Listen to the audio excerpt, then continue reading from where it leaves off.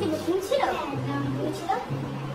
ঠিক আছে, তুমি আজকে কি লুক করবে বলেছিলে, আমাকে ফোন করেছিলে। আমি আজকে খুব সুন্দর সাজিয়ে যাই, তাকে একদম বইয়ের মতন সাজিয়ে দেবে, ঠিক আছে? আমার বয়ফ্রেন্ডের সাথে দেখা করতে যাবো, আর আমি সবসময় মেকআপ করেই যাই আমার বয়ফ্রেন্ড দেখা করতে, তাই আমি চাই যে তুমি আমাকে খুব সুন্দর করে সাজিয়ে দাও, যাতে আমাকে পুরো পরীর মতন লাগে দেখতে, কেমন?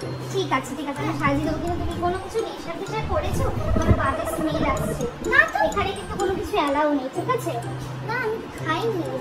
ঠিক আছে, আচ্ছা ঠিক আছে, আমি তাড়াতাড়ি কাজটা করে তোমাকে সাজিয়ে দিচ্ছি। চলো। এত ডায়মন্ডের জিনিস, এগুলো কি সব তোমার ডায়মন্ডের? হ্যাঁ, সবই ডায়মন্ড।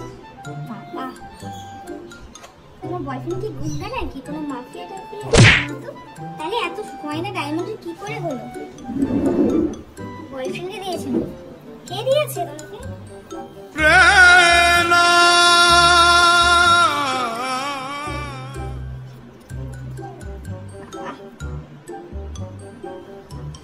ঠিক আছে ঠিক আছে, না না, এবার তালি মারো।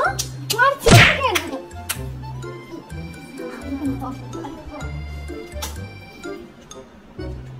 এটা কি হচ্ছে? কি হচ্ছে? তুমি কি খৈনি খাও? আসলে আমি খেতাম না, আমার বয়ফ্রেন্ড খেতে আমার একদম পছন্দ ছিল না, তারপর আমাকেও খাওয়া শুরু করে দিল, তা আমরা দুজনে এখন খাই। বাবা, খৈনি করে এর জন্যই এত টাকা পয়সা? খৈনি মানে ব্ল্যাকে বিক্রি করো? এত সাদা সাদা ডায়মন্ডের চুড়ি ফুড়ি নিয়ে এসছো, এটা প্ল্যাটিনামও আছে? বাবা, আমার কিন্তু 10 লাখ টাকা বাজেট, 10 লাখ টাকাটা দিয়ে তারপর বাড়ি যাবে। আরে তুমি চিন্তা করো না, সব পেয়ে যাবে। তুমি কি আম্বানির ভাইয়ের রিলেটিভ কেউ খাও, নাকি আম্বানির ফ্যামিলির রিলেটিভ?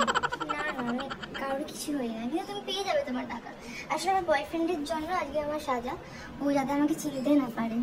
চিনতে না পারলে অন্য কারোর সাথে লাইন মারো, তোমাকে তো চিনতেই যদি না পারে। ও যদি চিনতেই না পারে, তোমার বয়ফ্রেন্ড তোমাকে কেন? ও চিনতে পেয়ে যাবে ঠিক, ওই খৈনি খাই না আমি। ঠিক আছে, তোমার কাছে থেকে দেখে আমি এমন করে খৈনি মাখাটা শিখে গেলাম, এরপরে আমি একদিন ট্রাই করবো খৈনিটা ভালো।